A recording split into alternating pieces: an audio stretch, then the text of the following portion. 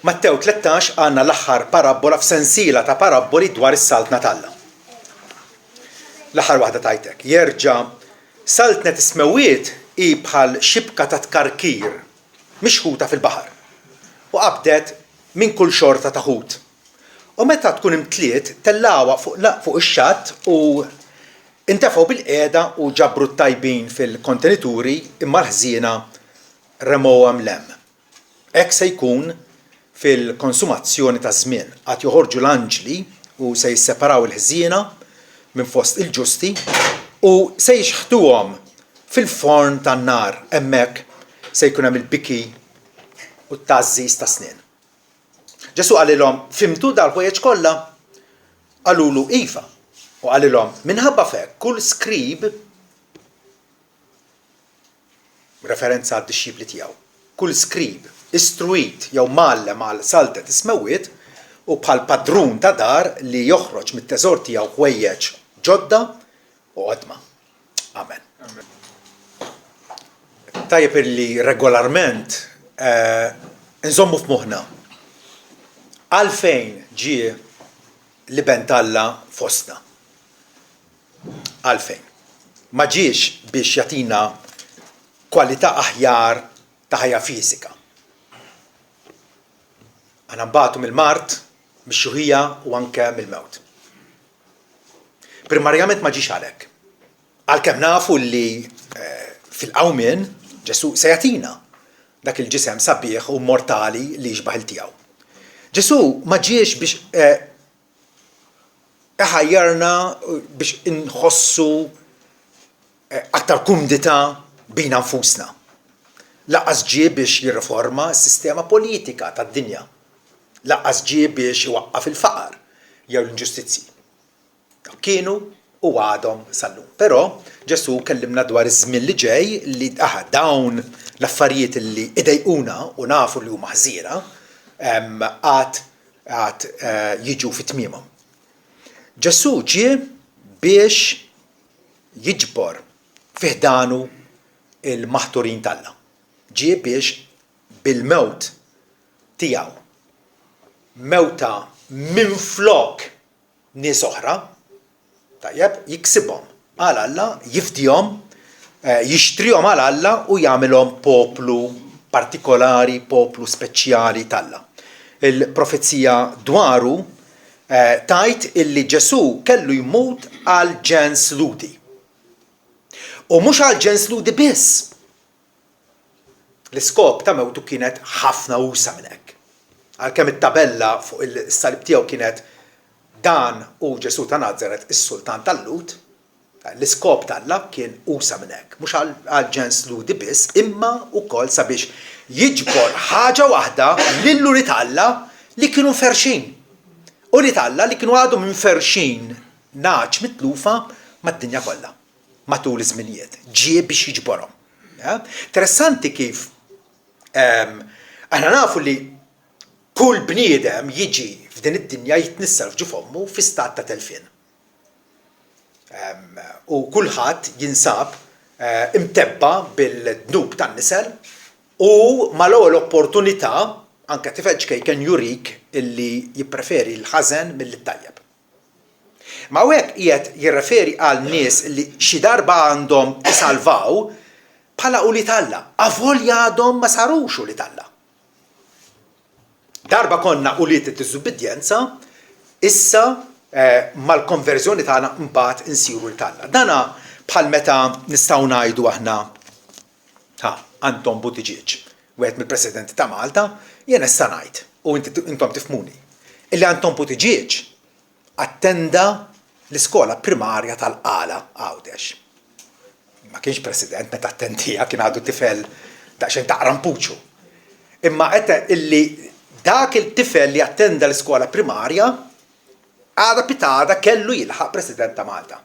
U allura l-istess ħaġa qed jiġri hawnhekk. Ġesu miet biex jiġbor ħaġa waħda lill-uli tal-Alla illi kienu għadhom minferxin mad-dinja.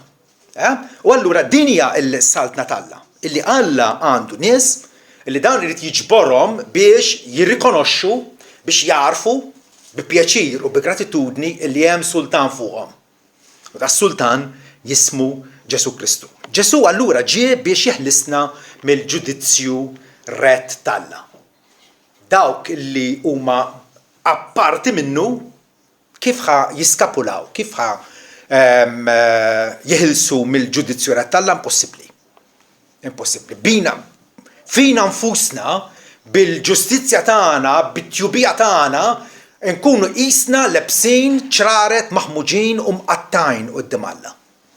Alla jiddomanda l-perfezzjoni. Il-perfezzjoni tajjilna billi libbisna l-libsa bajda ta' Ġesu Kristu. U għalhekk il-Bibja bir-raġun issejħilna qaddisin anke minn issa. Il għaliex Alla diġà laqana fuq il-merti ta' ibnu Ġesu. Pawlu li Tessalonikin, per eżempju, kristjani bħalna, jgħidilhom intom tafu x'daħla kellna fostkom u kif intom wara li semgħu l-Evanġelju, intom dortu lejn Alla mill-idoli biex taqdu l-Alla ħaj u veru. U biex tistennew mis-sema l-ibnu. Appuntu, mhux biss Alla jilqana imma wkoll jagħtina tama qudiemna, tama illi timmotivana biex nibqgħu inservuh il-Alla. Nistennew mis-sema l-ibnu. Illi għajmu mbellimwiet Ġesu illi jeħlisna mill-għadab li ġej. Għalhekk ġi Ġesu biex jeħlisna mill-għadab li ġej, biex b'Malti sempliċi biex jeħlisna mill-infern u minn flok idaħħalna jintroduċina fis-smawiet ġodda u għar ġdida li fihom tagħmmar il-ġustizzja fil-perfezzjoni tagħha. Ġesu allura jagħtina din il-parabola. Ja stampa sabiħa grafika ħafna. Meta qala lin-nies, pereżempju dix-xibka ta' tkarkir kienu jafu x'inhi. Kien hemm diversi xbiki u kif jaqbdu l-ħut. Ma dix-xibka ta' tkarkir kienet speċjali. Użata minn żewġ dajsa u dajsem, dix-xibka kienet twila u wiesa, biċ-ċomp in-naħa t'isfel biex meta jixħtuha iċ-ċompjer l-isfel, għora tifforma isa barriera, imbagħad jibdew jiġbduha bil-mod il-mod, u kull ma dix-xibka ssib fit-triqta jinġabar. Issa ovvjament kien hemm ħut illi mhuwiex tajjeb għall-ikel, u ħut illi tajjeb għall-ikel u kien jinġabar fil-kavetti jew kontenituri għajdilhom li trid. Din hija stampa ta' x'qiegħed jiġri biex jintlaħaq dan l-għan talla. ċoħe biex l-iben talla li miet biex jiġbor l-illu li talla li għadu minn ferxin. Għadu minn ferxin u għallura mumiex Alla, imma xi darba se jisiru li talla. Kif? B'din ix-xibka ta' tkarkir li qiegħda tiġbor in-nies minn kull klassi, minn kull pajjiż, minn kull żmien, hija entrapriża enormi, entrapriża divina. Dan huwa x-xogħol talla. Illi bagħat l-Evanġelju qed anke qiegħda bina biex inwasslu l-Evanġelju lin-nies, anke Ġesu l-ewwel dixxipli tiegħu, partikolarment il-Pietru. Għallu Pietru inxteħed qudiemu x'inradik il-qabda mirakoluża tal-ħut. Tajjeb? U Pietru għallu dbiet minni mulej għax jiena raġel mitneb. U għallu tibżax. Għallu minn issa quddiem inti se tibda taqbad in-nies. Għamiltek sajjiet tan-nies. U iva il-daw kollha maqbudin f'din ix-xibka Ġesu wkoll jużhom biex jaqbdu lil ħaddieħor, biex jirbħu lin-nies bit-tarif tal-verità dwar id-dnub, għax hemmhekk li tibda salvazzjoni, li inti ħassir konxju, ħassir ħadibda taraf il-gravità, l-oxxenità, il-krua, il-kundanna tad-dnub fik, fl-emil tiegħek, fid-diskors tiegħek. Imbagħad l-Ispiritu Santu jibda jxenqek ukoll biex issib ir-rimedju fl-iben Alla illi ta' ħajtu għalina biex jifdina minn din id-dinja ħażina. Mela x'qed jiġri matul da żmien, nies ta' kull xorta qed jiġu influenzati bl-Evanġelju. L-Evanġelju qed jixxandar b'diversi mezzi. Llum għall-barka tal-għandna ħafna mezzi ta' informatika nistgħu nużaw baqal, mal-letteratura, mal-testimonjanza ta' fomna, illi din hija x-xibka ta' tkarkir. illi qed tiġbor minn kull tip ta' nies vera. Palma fil-Baħar tal-Galilija dawn in-nies li semgħu il-Ġesu jitkellem kienu jafu xibka ta' tkarkir li tiġbor kull tip ta' ħut tajjeb u ħażin. U dan huwa fatt. Bħalissa l-Evanġelju huwa dak il-mezz li bih Alla qed jiġbed in-nies lejh. U Alla mhux parzjali, Alla ma jurix favoritizmu. L-Evanġelju jasal għand udjenza wiesa ħafna u jiġbor minn kull tip ta' nies. X'inhi l-edukazzjoni tagħhom, il-klassi soċjali tagħhom, is-sess tagħhom, l-età, in-nazzjonalità tagħhom, il-moralità tagħhom. Dawn kollha kull tip ta' nies minn kull żmien, minn kull kontinent qegħdin jiġu influenzati bl-Evanġelju. Per eżempju, Pawlu jgħid fil-Galatin 3 illi m'hemm la Ludi u laqqas Grek, m'hemmx la l-sir u lanqas liberu, m'hemm la maskil u lanqas femminil, imma intom il-koll wieħed fi Kristu Ġesu. Qed naraw mela l-Knisja ta' Kristu hija komposta minn nies differenti, minn nies ta' klassi differenti, kien hemm fi żmien l-Apostli kien hemm nies li kienu il-sira u oħrajn li kienu liberi. Rajhom fidejhom. Il-mara dak iż-żmien ma kienet tismata xejn, Pawlu qal il-mara u r-raġel huma l-kol ħaġa waħda fi Kristu Ġesu. Anke l-età. Għandna kultant naħsbu li tkun kbir, adult biex tifhem l-Evanġelju huwa tqil. Le, Alla kapaċi jsejjaħ anke l-tfal ċkejknin. U Ġesu laqahom fih dan u berikhom. Din ikunu persważi minnha. Mhux biss il-kbar, imma anke tfal ċkejknin. Timotju wieħed minnhom illi kellu l-privileġġ, il-barka, illi trabba familja fejn anke nantu u ommu għalmuh l-Evanġelju minn ċkunitu. U Pawlu fakru f'dan il-privileġġ meta qallu illi minn ċkunitek inti ilek taf l-Iskrittur imqazza li jistgħu jagħmluk, kapaċi jagħmluk għaref għas-salvazzjoni li ha permezz tal-fidi fi Kristu Ġesu. U allura tfal ta' età żgħira, żgħażagħ, adulti, xjuħ. Saħansitra anke għandna każ partikolari li Ġwan il-Battista kien mimli bl-Ispiritu Santu minn ġu f'ommu. Alla irriġeneraħ weldu mill-ġdid meta kien għadu ma twelidx. Alla omnipotenti li fis-sovranità tiegħu kapaċi jagħmel li jrid. U allura nies ta' kull età, nies ta' kull nazzjonalità, lezzjoni waħda illi t-tixxib li bikrija ta' Ġesu kellhom bżonn jitgħallmu u sabuha diffiċli ħafna biex jitgħallmuha. Kienet illi Alla jħobb mhux biss il-lut, imma l-ġnus kollha. Prova jgħallim Alla lil Ġona u Ġona dendel il-geddum għax jiġifieri in-nenefitu wkoll Alla jaħfrilhom, imma Alla ħafrilhom meta nidmu, vera? Alla jiġbor nies minn kull nazzjonalità, Ċiniżi u Awstraljani u Kanadiżi u Arġentini u Brażiljani, anke Maltin. Alla jiġbor dil-xibka ta' tkarkir qiegħda tiġbor minn kull nazzjonalità.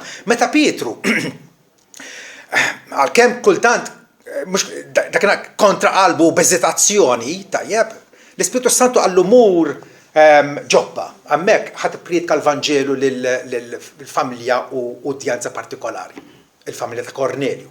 Allura ma rridx. Imma qallu dak li jiena naddaf tissejrux maħmudx. U Pietru finalment mar. U meta daħal għand Kornelju, l-ewwel diskors tiegħu qal, verament nifhem issa, ma qabel ma fehmx. Missa kien qed jifhem aktar u aktar. Verament nifhem issa li Alla ma jurix parzjalità. Alla mhux għax inti sabiħ jisejjaħlek u għax inti għax ikraħ ma jsejjaħlekx. Alla mhix fuq l-qoxra ta' barra, fuq l-apparenza ta' barra. Verament nifhem li Alla ma jurix parzjalità jew favoritizmu. Iżda f'kull nazzjon min jibża minnu u jagħmel is-sewwa huwa aċċettabbli għalih. F'kull nazzjon. F'kull nazzjon anke jekk huwa nazzjon primittiv, nazzjon salvaġġ bħalma kienu l-Iskiti, iva, dawn ukoll Alla jixtieq illi isalvhom. Alla ma Alla defatti Pietru qed jgħid hawnhekk illi Alla jirrispetta l-karattru dak li jkun. Kornelju kien bniedem illi bil-mod tiegħu kien qed jipprova jogħġob il-Alla u jitlob kuljum u jagħti l-karità u Alla jinnota dak l-affarijiet. Alla fit-tjubitu fil-grazzja tiegħu batlu l-ambaxxatur tiegħu, il-messaġġier tiegħu Pietru biex ixandalu l-Evanġelju li bih meta tisimgħu inti tkun salvat. Kornelju kien moralista, kien qed jipprova jgħix tajjeb, ma kienx salvat. Imma Alla fit-tjubitu batlu lil Pietru biex bl-Evanġelju imbagħad isalva. Pietru mbagħad qallu illi permessa dal-bniedem dawk kollha li jemmnu fih Ġesu jirċievu l-maħfra tad-dnubiet. U Kornelju u sħabu difatti irċivew l-Evanġelju. Alla wkoll jilqa' nies ta' moralità diversa, isejjaħ nies vili, midajja u maħmuġin bħalma jsejjaħ ukoll nies twajba u reliġjużi. Alla jsejjaħ diversità ta' nies. Meta darba il-kritiċi ta' Ġesu puntaw subajhom u maqdruh lil Ġesu u qalu ma mi qed jagħmilha mal-maddazzjarji u l-midinbin, ma' nies mill-lar, mal-karfa tas-soċjetà, mal-qixxu l-mixx aħna ngħidulhom vera, mal-marmalja. Ma Ġesu għamilha magħhom għax rrid jiġborhom ukoll. Ġabar il-Mattew pereżempju, Mattew li kien frodista. Vera, ki jisraq in-nies sfaċċatament fix-xogħol tiegħu. Għaliex jikol maddazzjaw mid-dinbin u Ġesu malli sema dan qalilhom dak b'saħħithom m'għandhomx bżonn tabib. It-tabib issibu jagħmilha mal-morda. Vera jew le? Tabib li jibqa' d-dar komdu, tabib tal-isem. Tabib jagħmilha mal-morda, ma dawk li huma invalidi u ma ġejx insejħel ġusti. Iżda l-midinbin. Ġifieri lil dawk li kritikaw, Ġesu qalhom jekk jidrilkom li intom ġusti u ma għandkomx bżonni, is-salvazzjoni mhix għalikom. M'intomx tindunaw li intom midinbin ukoll bil-mod tagħkom bħall-oħrajn? Bħal marmalja tas-soċjetà? Ma ġejtx insejħel ġusti, iżda l-midinbin ġie jsejħilna il-kol kemm aħna bl-indiema biex aħna nduru lejh. Bin il-bniedem ġi jiekol jixrob u intom tgħidulu ara bniedem wikkel u xarrab l-imbit. Ħabib tad-dazzjari u l-midinbin. Iva, Alla resaq lejna u resaq lejna b'mod intimu biex isalvana. Din il-xibka ta' tkarkir, tajjeb, il-qiegħda tinfluwenza n-nies, qiegħda tiġborhom, qiegħda tressawhom li Alla. Però xi wħud jinqabdu fija x-xibka u xorta ma jkunux konvertiti ġenwini. U din hija t-tagħlima li Ġesu iridna niġu konxi tagħha. Tista' tkun milħuq bl-Evanġelju, smajtu, fimtu u bil-mod tiegħek irrispondejt għalih u xorta ma tkun salvat. Tgħidli kif jista' jkun? Ħu lil Ġuda u lil Pietru. Tajjeb, żewġ apostli ta' Ġesu, Ġuda finalment partu lil Ġesu partu ma' 30 munita tal-fidda. Xaru każa. Minkejja t-tagħlim, minkejja li anke Ġuda nnifsu ingħata l-abilità li jagħmel mirakli, xorta waħda baqa' bin it-telfien kif seħħu bin it-telfien.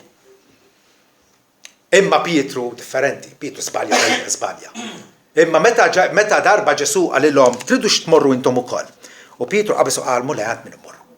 Int għandek il-kliem tal-ħadadiem u aħna persważi u żguri li inti dak il-qaddis tal-Alla. Żewġ irġiel mogħtija opportunitajiet differenti milħuqa bl-Evanġelju wieħed salvat ieħor. Hija xi ħaġa li għandha ta' minna sobri ħafna illi nibdew nistaqsu jien bħal min jien. Smajtu l-Evanġelju jien bħal Ġuda jew bħal Pietru. Għaliex? Għax hemm sejħa esterna u sejħa interna. l-Evanġelju kull fejn jasal, tajjeb, irid l-Evanġelju huwa il-fatti dwar Alla etern, Alla ġust, Alla minn il-mħabba. Tajjeb, illi bagħat l-ibnu għax ħajja perfetta fostna biex imbagħad jagħti ħajtu minn flok il-midinbin. Il-medjatur allura li jrassa l-Alla u l-bnedmin flimkien. Billi bih għandna il-fidwa u l-ħajja eterna. Imma l-Evanġelju wkoll fih stedina. Alla bih qed jistieden, irrid ngħid ukoll Alla qed jikkmanda lin-nies biex jindmu. Imma ħansigura stedina li tasal għand kulħadd, anċi ħut tasal sal-widna. Anċi ħut tasal sal-qalb. Ġuda sal-widna, Pietru sal-qalb. Dik hija d-differenza kollha. Ħafna huma msejħin iżda ftit huma l-magħżulin. Ix-xibka ta' tkarkit tiġbor minn kull tip ta' ħut, minn kull tip. Huma msejħin miġbudin bil-xibka. Imma ftit huma l-magħżulin. Il-magħżulin il-milquha fl-aħħar mill-aħħar huma dawk illi jirrispondu sew, jirrispondu kif suppost għall-Evanġelju. Tgħidli kif suppost tirrispondi għall-Evanġelju, kif suppost tirreaġixxi għal din l-aħbar it-tajba illi ġabilna Ġesu Kristu. Well, tirrispondi b'fidi ġenwina. Ġenwina. Fidi illi finalment hija mogħtija lilek minn għand Alla. Fidi li inti tħaddem ta' kuljum tant illi tipproduċi l-frott tagħha. Mela, l-Evanġelju jiġġustifikana u jissantifikana. Ifmuha din. L-Evanġelju jiġġustifikana bih meta aħna nirrikorru għand Ġesu sabiex neħbew fih altrimenti kundanna li tkun inevitabbli li taqa' fuqna, tajjeb, Ġesu bid-demm tiegħu, bis-sakrifiċċju wieħed tiegħu jiġġustifikana. Mela la darba aħna ġustifikati bil-fidi għandna sliem Alla jgħidilna Pawlu vera, Ruman 5 vers 1. Ġustifikati bil-fidi fi Kristu, għandna sliem Alla, għandna l-paċi Alla. Qabel konna dewwa issa sirna ħbieb t'Alla, mill-qowejn minnu. B'Ġesu aħna ġustifikati ġifieri dikjarati ġusti. Alla l-imħallef jaqta s-sentenza tiegħu fuqna. U jgħid kont ħati issa milquh. Kont maħbuġ issa jien niddikjarak ġust ħieles minn kull kundanna. Romani 8 vers 1 għalek issa m'hemm ebda kundanna għal dawk li ma fi Kristu Ġesu. Dawk li ma fl-għaqda ma' Kristu uniti miegħu b'fidi ħajja. Għana ġanisħa b'fidi ħajja. Dawn għalihom m'hemm ebda kundanna. Imma wkoll l-Evanġelju jissantifikak. Jekk la darba Alla jiddikjarak ġust, ċertament ukoll jagħmlek ġust. Jagħmlek ġust fil-mixja tiegħek, fl-andament tiegħek minn ġurnata l-oħra. Meta Alla jsibek jekk kont sakranazzu midaj, tajjeb, mhux millum għall-għada fejn qabel kont tidaj waħda f'waħda, millum għall-għada, mill-ġurnata li konvertejt, mhux ħadd iżloqlok xi dagħwa? Imma tibda timmiljora, tibda timbidel aktar u aktar fi xbija ta' Ġesu Kristu. Din hija santifikazzjoni għal dawk kollha li huma maħfura, inevitabilment ukoll huma mnatfa. Huma mnatfa mid-dnub fil-imġiba kwotidjana, l-imġiba ta' kuljum tagħhom. Alla li ddikjarana ġusti ukoll jagħmilna ġusti il-bqija ta' ħajjitna. Jekk aħna maħniex qegħdin naraw din il-miljorazzjoni, din il-fatt li aħna nixtiequh il-Alla u nixtiequ l-liġi tiegħu u rridu aktar minn kollox illi nonoraw għal-liġi tiegħu. U nistmawha bħala aktar siwja mid-deb u l-fidda u ħelwa aktar mill-għasel tax-xhieda. Allura rridu ngħidu jien ta' bilħaq ġustifikat għax il-Bibja tgħallimha din bon fatt. Dawk li Alla jiġġustifika, dawk li Alla jiddikjarhom ġusti fi Kristu. Bis-salib tiegħu ukoll permezz tal-Ispiritu Santu li jagħmar fina iqaddisna. Rumani 7 vers 4 Pawlu jitkellem hekk ara. Jgħid, allura ħuti intom mittu għal-liġi permezz tal-ġisem ta' Kristu. Il-liġi darba kienet tikkundannana vera, kienet tixlina bħala ħatja quddiem Alla. Issa mitna għal-liġi permezz tal-ġisem ta' Kristu. Ħalli intom issiru ta' ħaddieħor. Aħna issa marsin imwedin għal ħaddieħor. Mhux iktar għal-liġi li kienet issawwatna, tixlina, tesponina bħala medinbin. Issa sirna ta' ħaddieħor ta' dak irxu xtat mill-imwiet. Ma' qudiem ma' Kristu sabiex nipproduċu l-frott għal Alla. Sabiex inkunu kotrana għal Alla. F'dak il-frott sabiħ tal-imħabba, is-sliem, il-ferħ, il-manswetudni, l-umiltà, il-razna fuq nafusna, it-tjieba, dawk il-virtujiet sbieħ illi l-Ispiritu Santu waħdu kapaċi irrawwen fina. Xi ħaġa li Alla kien ilu jgħid anke permezz tal-profeti Mikea wieħed minnhom fejn jgħidilna Alla bniedem x'inhu tajjeb. U x'irrikjiedi s-sejt minn għandek? X'irid Alla minna ħlief illi tagħmel il-ġustizzja u tħobb it-tjieba u timxi bl-umiltà mal-Alla tiegħek. Din l-mixja ta' uliet Alla fid-dinja. Uliet Alla li huma miġbura issa, illi huma fil-merħla ta' Ġesu Kristu. Illi jarfu lil Ġesu bħala dak ir-raj tajjeb li miet għalihom. Jekk miet għalihom huma jgħixu għalih. Nifhmu għadin? Jekk Ġesu miet għalija, tajjeb, il-reazzjoni tiegħi tkun mela jien irid ngħix għalih. Fidi ġenwina hija fidi operattiva.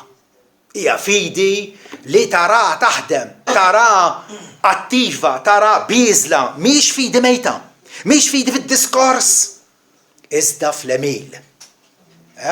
Il-Korintin kienu qegħdin jitkessħu u kienu qegħdin jaħsbu li issa sirna Kristjani, qabel konna paga mister, u kienu qegħdin isiru arroganti u kburin, jaħsbu li messew is-sema bidejhom u Pawlu kitbilhom qalilhom is-saltna talla ma tikkonsistix fid-diskors. Iżda fis-seta. Ħafna nies iparlaw bla bla bla bla bla bla u tara ħajjithom xotta. Sterili. Bħalma kienu qabel għadhom issa. Imma jippretendu huma Kristjani. Il-ħut ħażin illi jittella fuq ix-xatt imma da ħażin, armi. Is-saltna talla tikkonsisti fis-seta, fil-qawwa tal-Ispiritu Santu operattiv fina. Illi aħna mhux infixkluh, mhux inberduh, mhux nirreżistuh.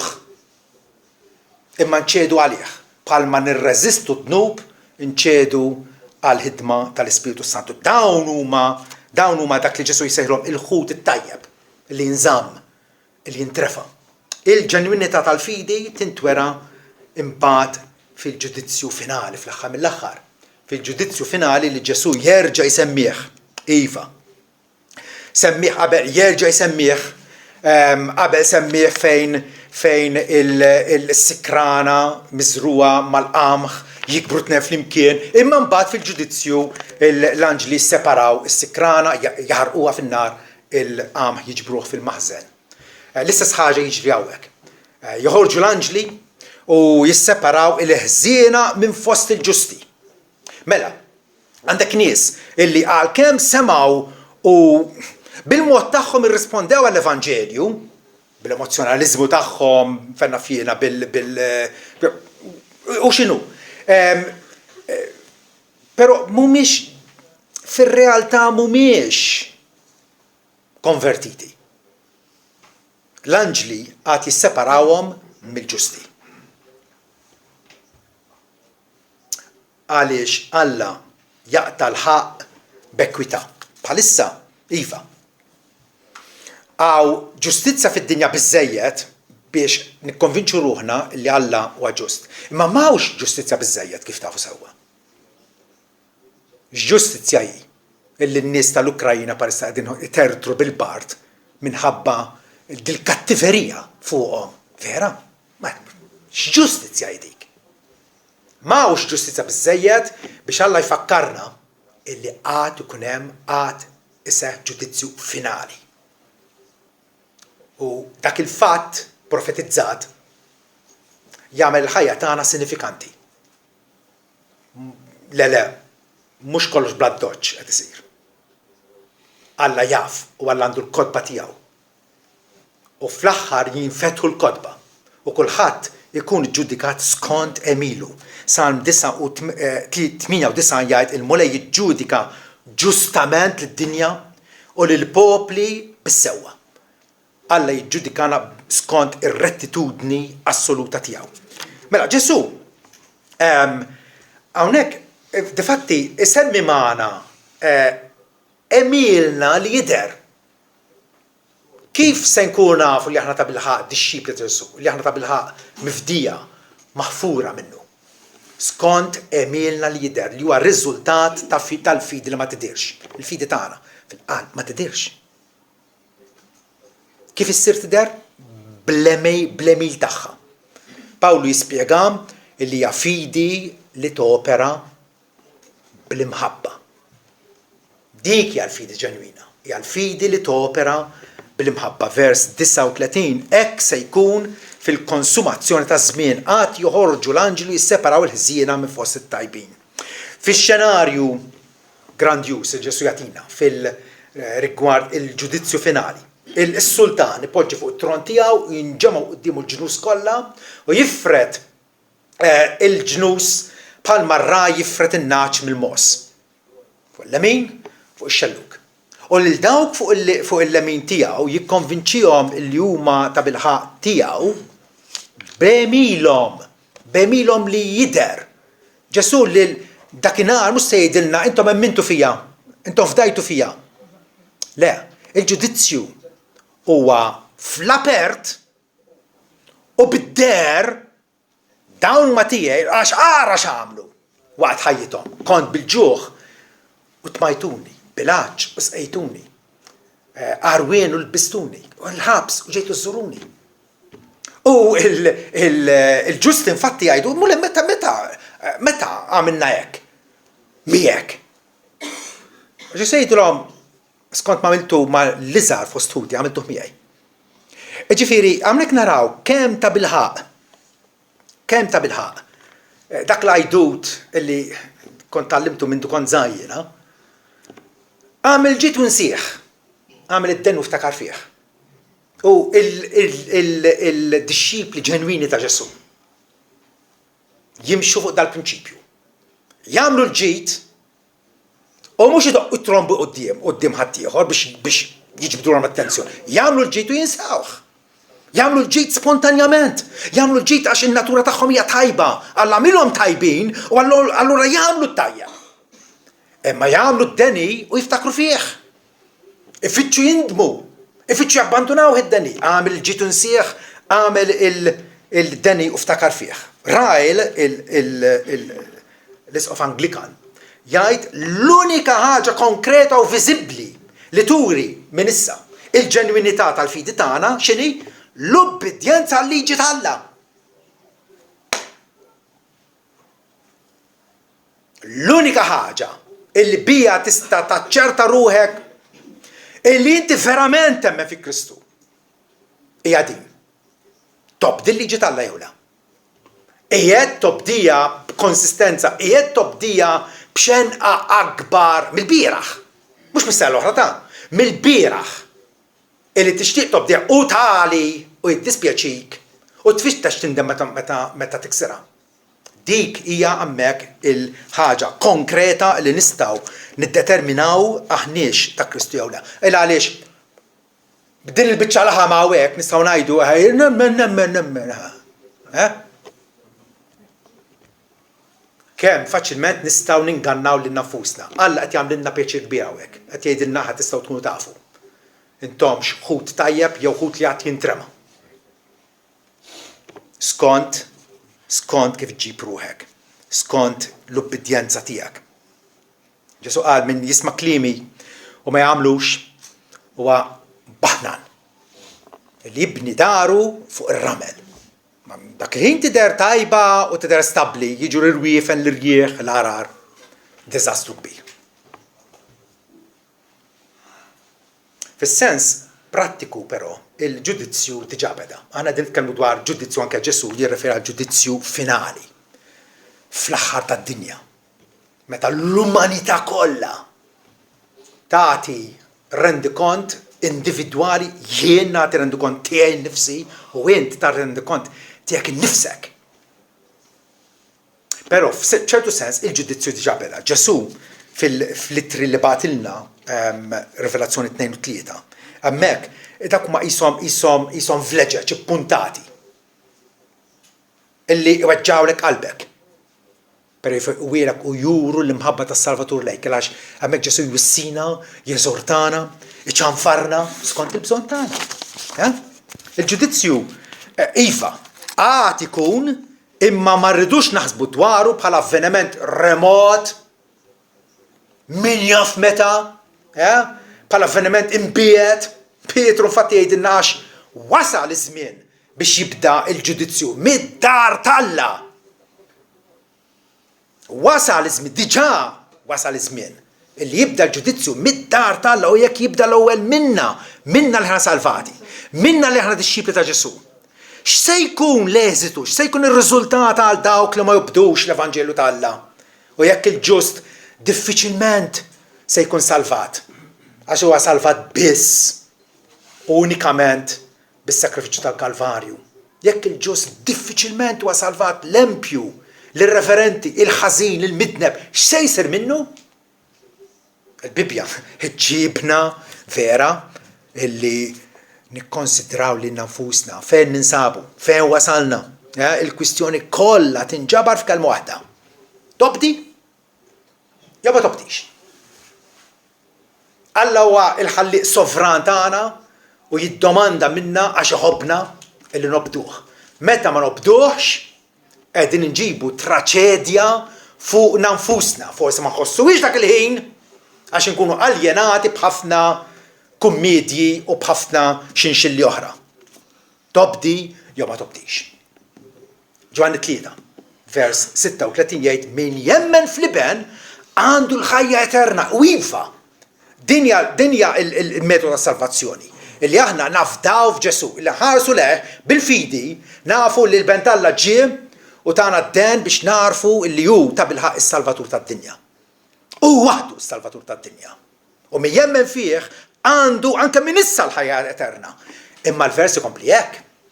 Ma min ma jobdix lill-liben, anti forsi tippretendi u tgħid min jemmen fl-liben għandu l-ħajja eterna u min ma jemminx fl-liben mhux sara l-ħajja.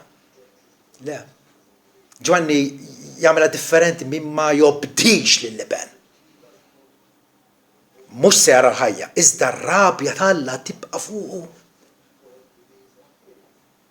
Tobdi lill-liben xi ġifieri tobdi lill-liben. Ġesu darba saqsewh. X'għandna nagħmlu biex nagħmlu l-mejl Alla? Ġesu qalilhom dan huwa l-mejl Alla. Dan li jridkom tagħmlu Alla. Illi intom temnu f'dak li bagħtu. Emmint? Iva, kif taf li emmint? Bl-ubbidjenza tiegħek. Inti tixtieq issa aktar minn kollox l-ambizzjoni qaddisa tiegħek illi inti trid toġob lill-Mgħallem ġdid tiegħek, Ġesu Kristu. Ġesu qed jippreżentawna hawnhekk, infatti għalilna diversi stejjer, paraboli, biex ifissrilna r-realtà ġdida li jintroduċa fid-dinja, is-saltna Alla. Is-saltna Alla. Saltna, Pawlu fir-Rumani 15 jgħid il-misteru, infatti Ġesu jitkellem dwar il-misteri tas-saltna. Il-misteru issa huwa manifestat, issa huwa muri. U permezz tal-iskritturi profetiċi bil-kmand tal-Alla etern, marraf lil ġnus kollha, għax l-Evanġelu qed jitwassal għand il-ġnus kollha, biex jaslu għall-ubbidjenza tal-fidi. Pawlu qed jisħaq fuq din, bħalma għamel l-Mgħallem tiegħu, bħalma għamlu l-Apostoli l-oħra, l-Evanġelu iwassalna għall-ubbidjenza tal-fidi. Hija tip ta' fidi li twassal għal sottomissjoni grata u ħinja lejn dak li taħajtu għalina. M'hemm ebda mod ieħor. L-andament ta' ħajjitna allura minn issa juri f'liema direzzjoni sejri. F'liema direzzjoni sejjer. Jekk inti mill-Mosta, tajjeb, u taqbad il-karozza u taqbad is-suq lejn San Pawl il-Baħar, min għalik sejr il-belt? Id-direzzjoni turik illi inti ingannat. M'intix mhix fid-direzzjoni ta' l-andament ta' ħajtek juri f'liema direzzjoni sejjer hux l-infern jew il-ġenna. Hux fuq ix-xelluk jew inkella fuq il-lemin. L-andament ta' ħajtek juri intix interessat intimament f'Alla jew inkella intix indifferenti lejh. Għandekx il-biża' tiegħu jew inkella qed twarbu. Il-parabola ta' Ġesu llum, din ix-xibka b'taħlita ta' ħut, turina hija eżortazzjoni infatti hija tħeġġiġa biex ngħixu fid-dawl tal-ġudizzju. Idu ngħixu fid-dawl tal-ġudizzju. Gwaj għalina jekk ninsew jew nwarbu mill-menti tagħna dal-appuntament divin. Għandna appuntament. Forsi għandek appuntament biex tara professur l-isptar. Jew għandek appuntament f'xi uffiċċju tal-gvern. Imma l-appuntament li għamel differenza kollha. Trid tidher quddiem it-tribunal tal-Alla. Xi ħaġa li Bibja tirrepetija, tfakkarna fija ripetutament. Irridu nidhru quddiem it-tribunal tal-Alla. Sabiex kull wieħed minna jirċievi l-kompensa għal ħwejjeġ magħmulin fil-ġisem sakemm għadda ħajjin f'dan l-umor tagħna, skont il-ħwejjeġ li jkun ipprattika. Skont il-ħwejjeġ ikun ipprattika il-prattika tiegħek turi sew kwa tajjeb inkella ħażin. Qis allura li minn issa millum għati prova tiegħek innifsek xhied. Inti żarġun maqtuh mid-dielja illi dan inevitabilment se jinxef u jinxteħed fuq il-ħuġġiġa tan-nar. Jew inkella inti żarġun ħaj.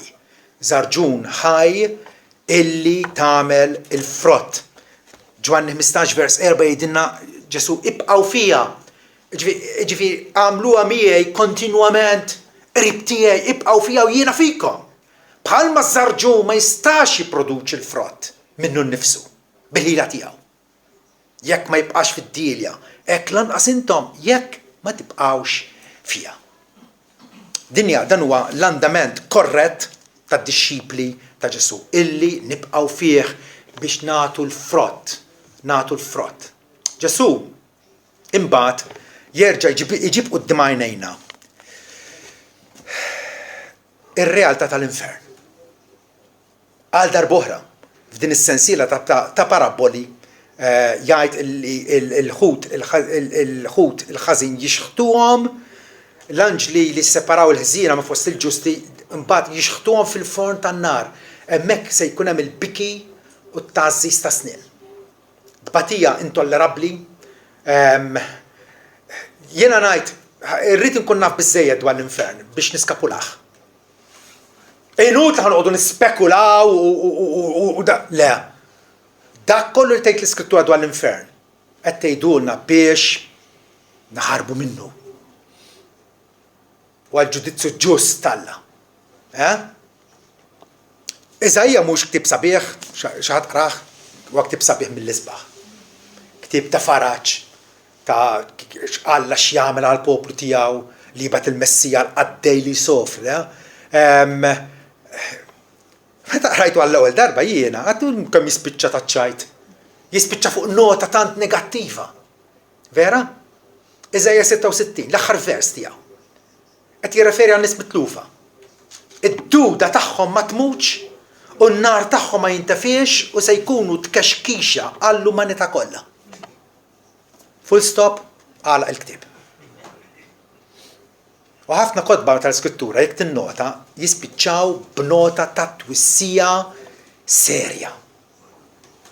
U Ġesu qed jagħmel hawnhekk, qed jgħidilna l-infern huwa reali.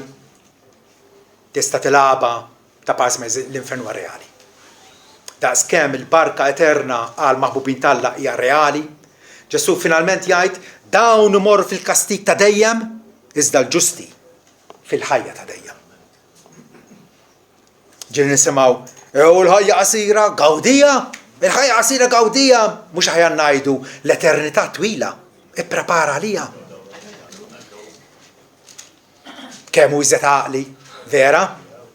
L-eternità twila, ipprepara li għalhekk Ġesu qed jagħtina dawn l-istampi qudiemna. Ix-xibqa ta' tkarkir ġabritna, għax kieku m'aħniex hawnhekk dalgħodu, ġabritna.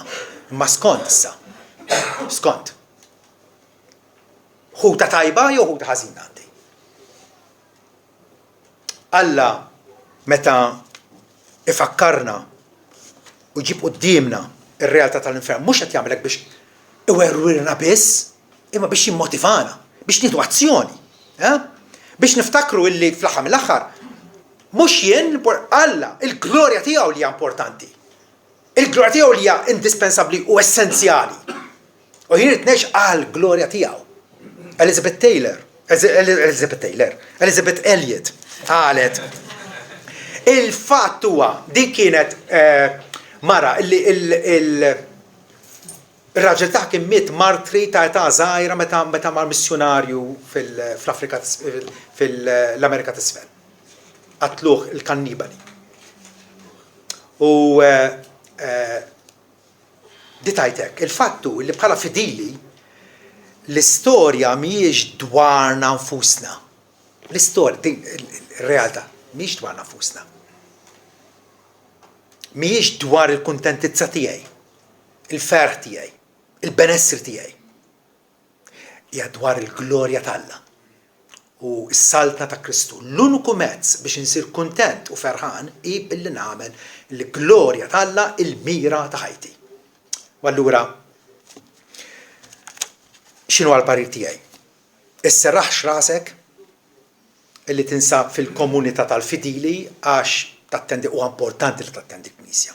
U waħda mill-doveri sagrosanti tiegħek illi regolarment ma' kull ċans ma' kull opportunità li jagħtik Alla timmissjax ix-xirka tal-fidili. Għax hemmhekk Alla jżommok sħun, jżommok attiv, jżommok motivat. Imma billi tagħmilha mal-fidili ma jfissirx li inti bil-fors fidil, inti bil-fors salvat. Ftakru li x-xibka tiġbor minn kull xorta. Ukoll aċċerta ruħek li inti tajjeb għax magħmul tajjeb minn Ġesu Kristu. Tajjeb fik innifsek hija l-aħħar ħaġa, il-Fariżej kienu tajbin fihom fushom. Dak il-Fariżew mar fit-tempju, Alla, nirringrazzjak li mhix bħal bnedmin oħra. Bħal dal-pubblikan. Jiena nitlob kuljum, insum, darbtejn fil-ġimgħa, nagħti d-deċ minn fuq kull ma ndaħħal, m'iniex bħal adulteri, vera? U niżel id-dar ikkundannat. L-ieħor il-pubblikan, il-raġel marmalja li kien ma' ġenbu. U talab ħnina għal Alla, Ġesu qal niżel ġustifikat fid-dar. Aċċerta ruħek inti tajjeb għax għamlek tajjeb is-Salvatur. Għax għamlek tajjeb Ġesu Kristu. Titu 2:14 Ġesu jgħidilna li Ġesu tallu nnifsu għalina sabiex jifdina minn kull illegalità u jippurifika lih innifsu poplu bħala possess tiegħu imħeġġeġ għall-opri tajba. Mela, Ġesu miet biex jikseb żewġ ħwejjeġ. Mhux waħda? Nej. Żewġ ħwejjeġ. Jifdina, jiġifieri jixtrina mill-tirannija tax-xitan biex insiru n-nies tal-Alla. Dik waħda. Ġesu jiġġustifikana. Imma wkoll jippurifika lih innifsu poplu bħala possess tiegħu. Ġesu jagħmilna notfa ukoll. U l-għan ta' Kristu jintlaħaq kollu, mhux nofsu, kollu. Ġesu jagħmilna f'kelma waħda għaddejja bħalma u nnifsu ġie bħala l-għaddej tal-Alla.